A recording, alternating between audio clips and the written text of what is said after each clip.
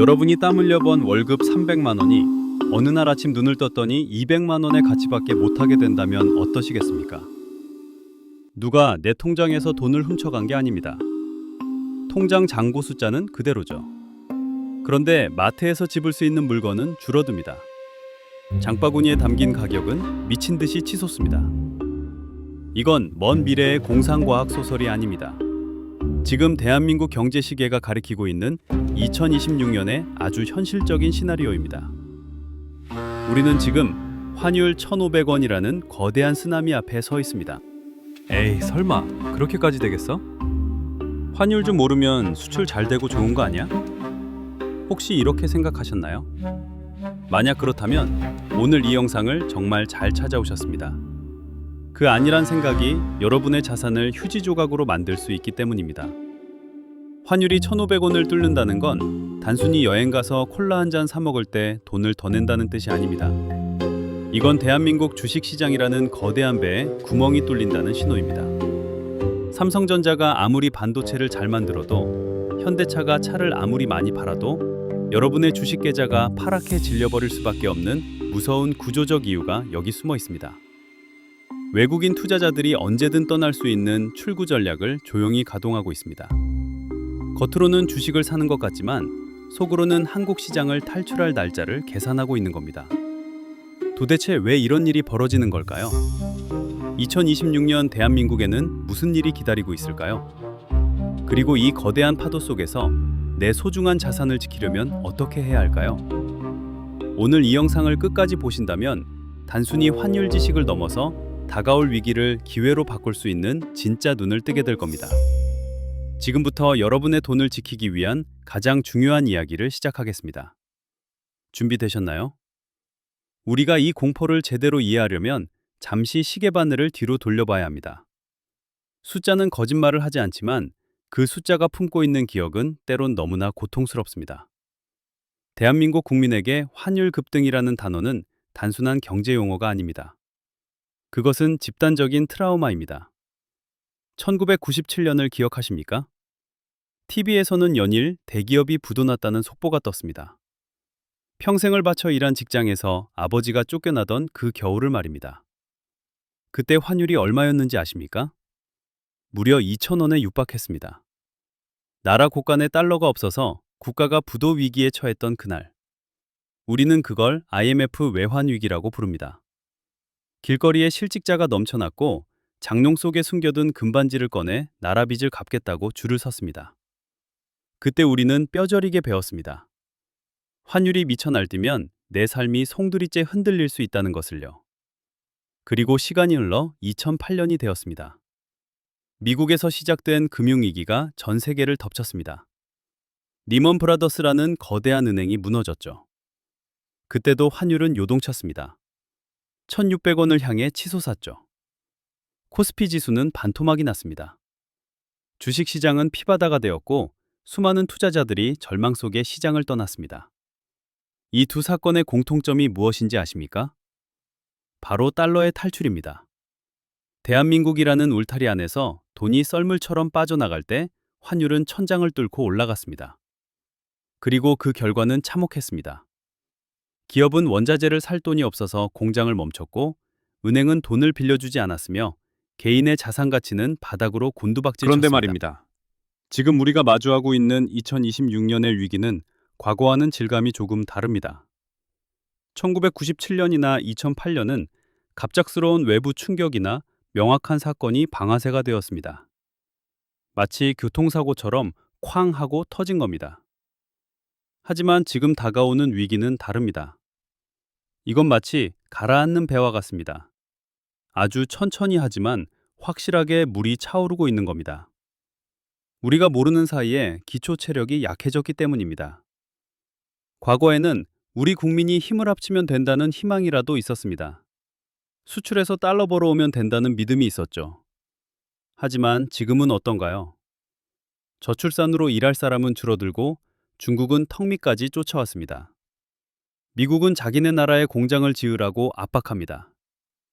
이런 상황에서 환율 1,500원이라는 숫자는 단순한 위기 신호가 아니라 대한민국 경제의 체질 변화를 알리는 사망 선고일지도 모릅니다. 사람들은 말합니다. 역사는 반복된다고요. 하지만 이번에 반복될 역사는 우리가 알던 방식이 아닐 수도 있습니다.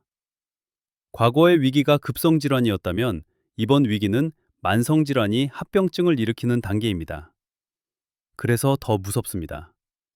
언제 터질지 모르는 시한폭탄을 안고 우리는 2026년을 향해 달려가고 있습니다.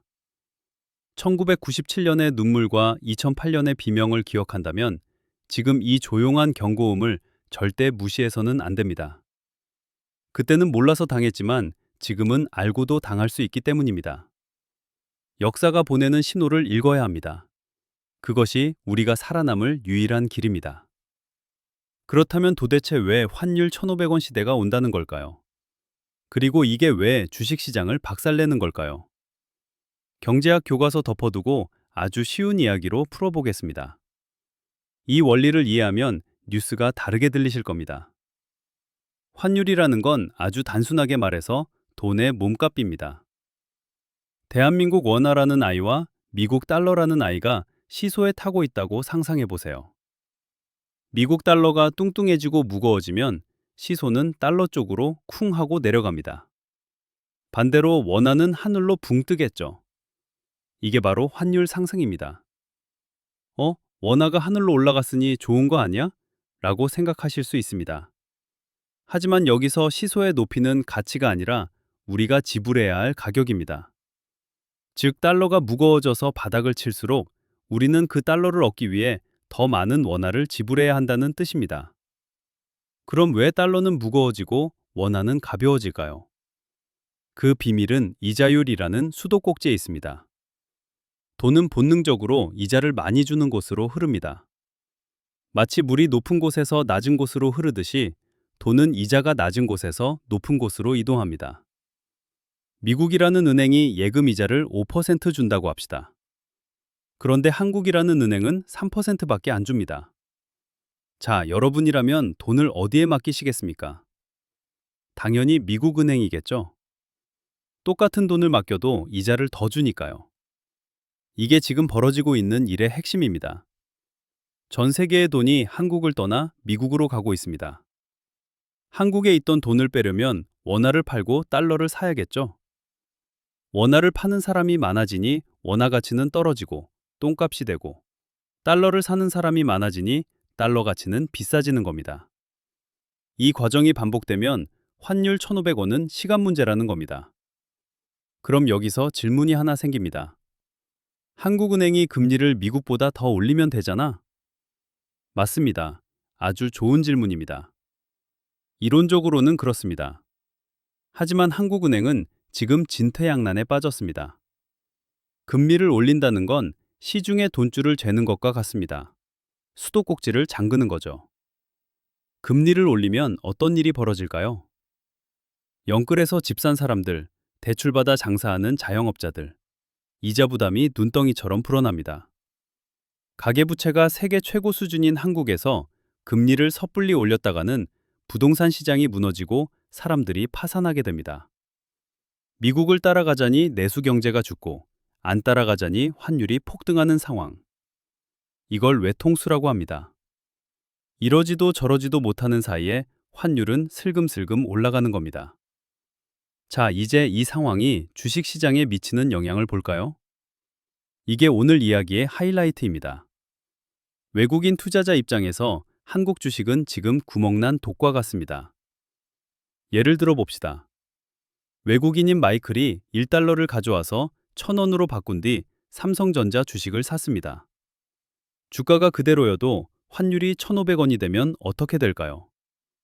마이클이 주식을 팔고 다시 달러로 바꿀 때 1,500원이 있어야 1달러를 줍니다.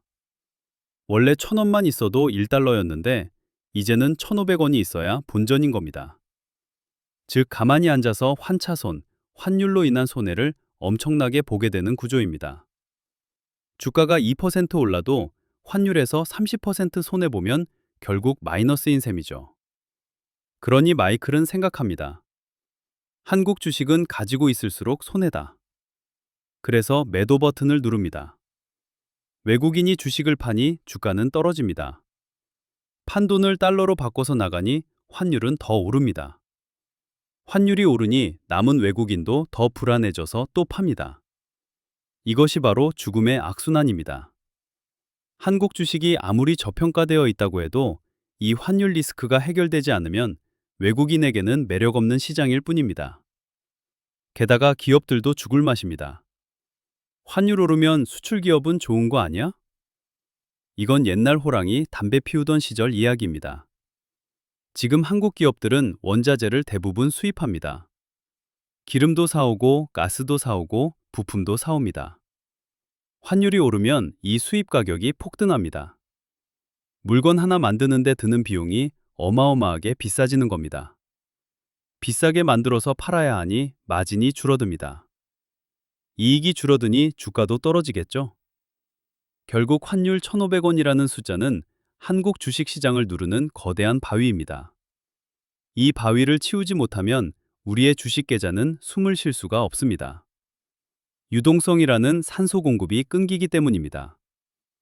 이것이 2026년을 앞두고 우리가 떨어야 할 진짜 공포의 실체입니다.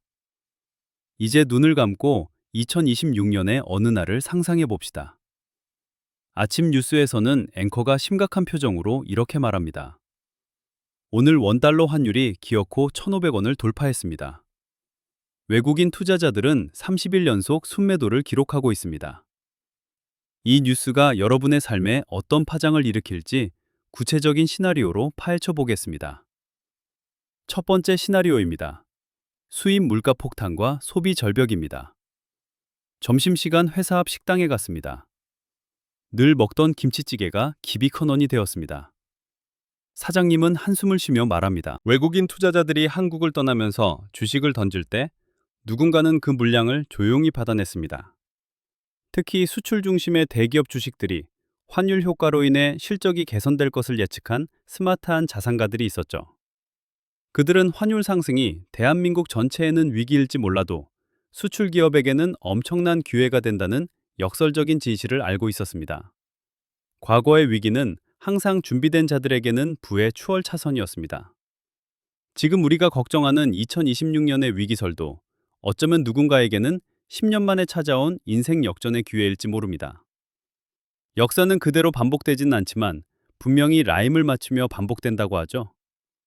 지금 들려오는 1,500원 환율 돌파 소식이 단순히 공포영화의 예고편인지 아니면 부의 재편을 알리는 신호탄인지 우리는 냉정하게 과거의 패턴을 읽어야 합니다.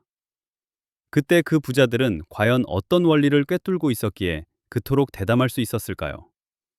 이제 그 핵심 원리를 파헤쳐 볼 시간입니다.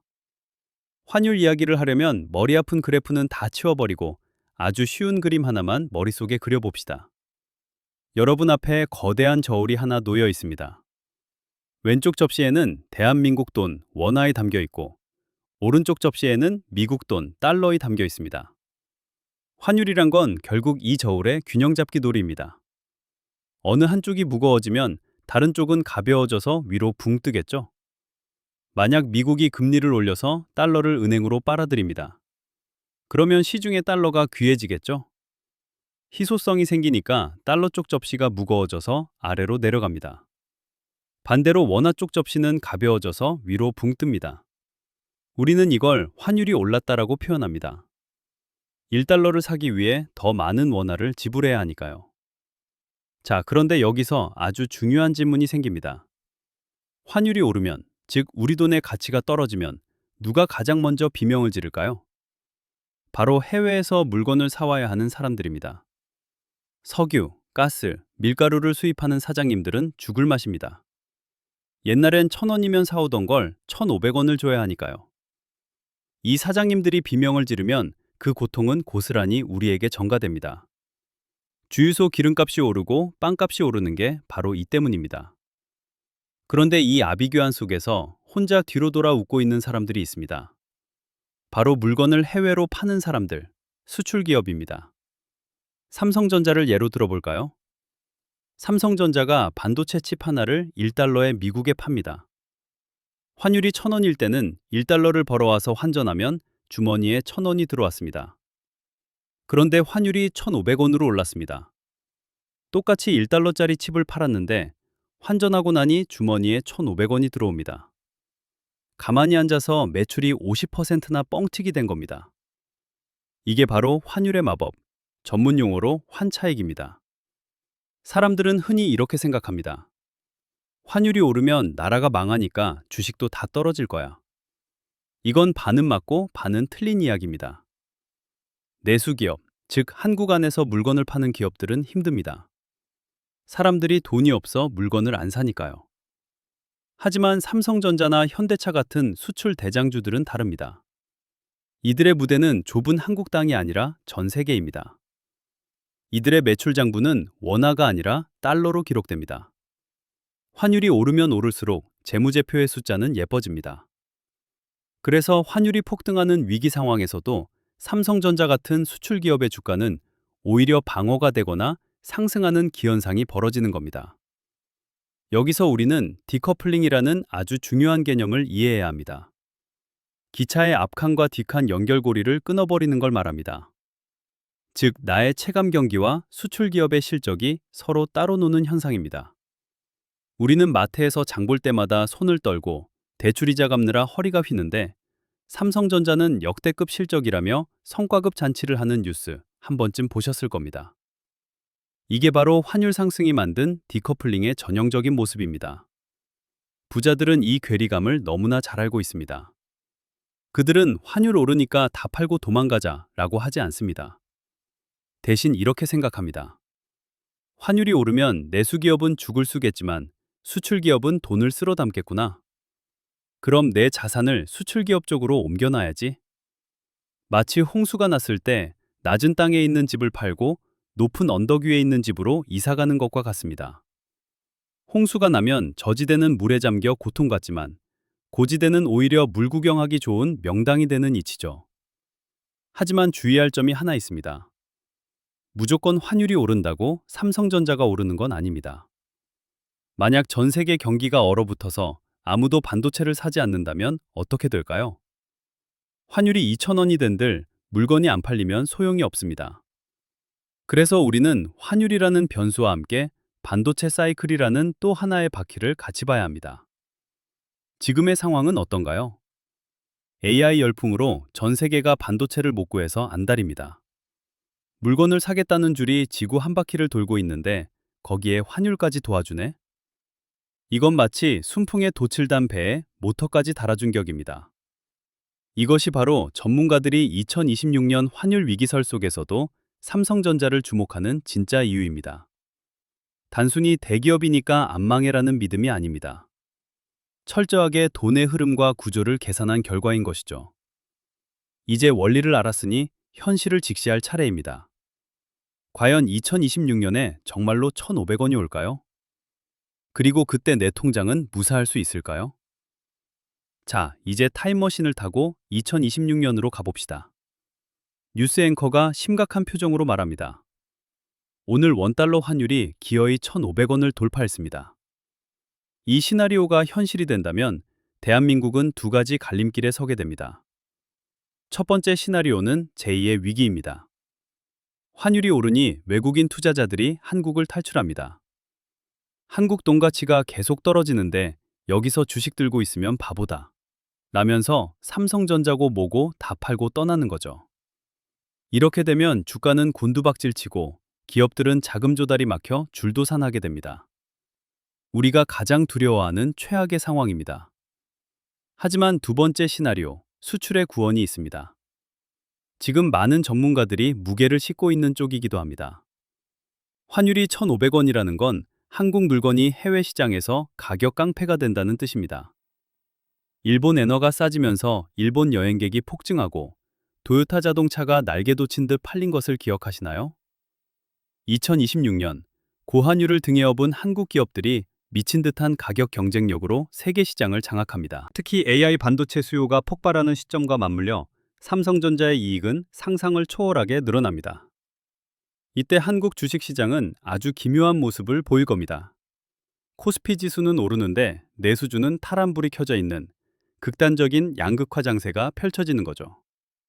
그렇다면 이 상황에서 개인 투자자인 우리는 도대체 어떻게 대비해야 할까요? 정부는 펀더멘탈은 튼튼하다라고 안심시킬 것이고 언론은 위기다라며 공포를 조장할 겁니다. 이 혼란 속에서 갈팡질팡하다가는 양쪽에서 뺨을 맞고 자산이 녹아내릴 수 있습니다. 여기서 부자들의 포트폴리오를 훔쳐봐야 합니다. 그들은 지금 달러 자산과 수출 우량주를 양손에 쥐고 저울질을 하고 있습니다. 만약 환율이 1,500원을 넘어 계속 치솟는다면 미리 사둔 달러 예금이나 미국 채권이 그들의 자산을 방어해줍니다. 원화 가치가 떨어져도 내 구매력은 달러로 보존되니까요. 반대로 환율 상승 덕분에 삼성전자가 어닝 서프라이즈를 낸다면 가지고 있는 삼성전자 주식이 효자 노릇을 합니다. 즉, 어느 쪽으로 굴러가도 손해보지 않는 양방향 베팅 구조를 만들어 놓은 것입니다. 대부분의 개미 투자자들은 환율이 오를까요, 내릴까요를 맞추려고 했습니다. 하지만 이건 신의 영역입니다. 진짜 고수들은 맞히는 게 아니라 대응을 준비합니다. 오르면 이걸로 먹고 내리면 저걸로 버틴다는 시나리오가 이미 머릿속에 짜여 있는 겁니다. 이것이 바로 여러분이 힘들게 번 돈이 허무하게 사라지지 않도록 막아주는 방패. 바로 해지에 대한 이야기입니다. 이 영상을 끝까지 보신다면 여러분은 더 이상 뉴스에 일희일비하지 않게 될 겁니다. 폭락장이 와도 남들처럼 패닉에 빠져 헐값에 자산을 던지는 일도 없을 겁니다. 오히려 시장이 무너질 때 미소 지을 수 있는 소수의 투자자가 될 수 있습니다. 내 돈을 지키는 가장 강력한 무기. 지금부터 그 비밀의 문을 열어보겠습니다. 준비되셨나요? 옛날 이야기를 하나 해보겠습니다. 아주 먼 옛날 영국의 어느 시골 마을이었습니다. 이곳에는 넓은 들판에서 양을 키우고 농사를 짓는 농부들이 살았죠. 농부들에게 가장 무서운 적은 무엇이었을까요? 도둑? 전염병? 물론 그것들도 무서웠지만 가장 두려운 건 예측 불가능한 날씨였습니다. 갑자기 태풍이 불어닥치거나 야생동물들이 들이닥치면 1년 농사를 전부 망칠 수 있었으니까요. 그래서 농부들은 밭 주변에 가시나무나 관목을 촘촘하게 심기 시작했습니다. 이 울타리를 영어로 해지라고 불렀습니다. 이 울타리는 단순히 땅의 경계를 나누는 선이 아니었습니다. 외부의 위협으로부터 내 소중한 작물을 보호하는 방패막이었죠. 그러나 보험료를 낼 때마다 아까운 것처럼 해지 자산은 평소에는 수익률을 깎아먹는 미운 오리 새끼처럼 보입니다. 주식시장이 불타오를 때 내 계좌에 있는 채권이나 금은 거북이처럼 기어가거나 오히려 뒷걸음질 칩니다. 옆집 철수는 테슬라로 대박났다는데 내 금덩어리는 제자리 걸음입니다. 이때 사람들은 유혹에 빠집니다. 에이, 그냥 이거 팔아서 주식에 몰빵할까? 지금 장이 이렇게 좋은데 무슨 해지야? 그리고 그 안전장치를 해제하는 순간 귀신같이 폭락장이 찾아옵니다. 이것이 머피의 법칙이 아니라 시장의 법칙입니다. 시장은 항상 가장 많은 사람들이 방심하는 순간을 노리니까요. 최근 유행하는 인버스 상품도 마찬가지입니다. 지수가 떨어지면 돈을 버는 상품이죠. 이걸 해지 용도가 아니라 돈 벌려는 투기 수단으로 쓰는 분들이 많습니다. 지수가 떨어질 것 같으니 인버스에 몰빵. 이건 해지가 아닙니다. 그냥 하락장에 베팅하는 도박일 뿐입니다. 진정한 해지는 내가 틀릴 수도 있다는 것을 인정하는 데서 출발합니다. 내가 상승을 확신하지만 혹시라도 내 예상이 틀렸을 때 나를 죽지 않게 만들어주는 것. 그것이 현실적인 해지의 목적이어야 합니다. 진정한 의미의 해지는 단순히 계좌의 마이너스를 막는 기술이 아닙니다. 그것은 시장의 광기나 폭락 앞에서도 나의 멘탈이 무너지지 않도록 지켜주는 심리적 방파제입니다. 우리가 보험을 드는 이유는 사고가 났을 때 부자가 되기 위해서가 아닙니다. 사고가 나더라도 다시 일어설 수 있다는 믿음을 갖기 위해서입니다. 투자도 마찬가지 아닐까요? 최고의 수익률을 올리는 것보다 더 중요한 건 시장에서 퇴출당하지 않고 오랫동안 살아남는 것입니다. 2026년이 위기가 될지 기회가 될지는 환율이라는 숫자 그 자체가 결정하는 게 아닙니다. 그 숫자가 내 자산에 어떤 영향을 미치는지 정확하게 계산하고 미리 포지션을 잡은 사람에게는 1,500원은 공포의 숫자가 아니라 기회의 숫자가 될 것입니다. 여러분은 지금 어떤 포지션에 서 계십니까? 원활하는 바구니에 모든 달걀을 담아두고 제발 바구니가 떨어지지 않기를 기도만 하고 계신 건 아닌가요? 오늘 우리는 다가올 2026년의 환율 쇼크와 그 속에서 피어나는 기회에 대해 숨가쁘게 달려왔습니다. 많은 분이 영상을 보면서 이런 생각을 하셨을 겁니다. 그래서 지금 삼성전자를 사라는 거야? 달러를 사라는 거야? 정확한 타이밍이 언제라는 거야? 하지만 여러분, 잠시 멈춰서서 스스로에게 물어봅시다. 지금 여러분을 잠 못 들게 하는 건 정말 앞으로 다가올 경제 위기입니까? 아니면 남들보다 가난해질지도 모른다는 비교의 위기입니까? 우리는 항상 숫자에 집착합니다. 환율 1,500원, 코스피 3,000, 아파트 20억. 마치 그 숫자가 내 행복의 커트라인이라도 되는 것처럼 말이죠.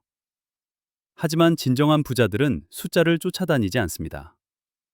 그들은 거센 파도가 몰아칠 때 파도의 높이를 재며 무서워하는 대신 그 파도를 탈 수 있는 튼튼한 서핑보드를 만듭니다.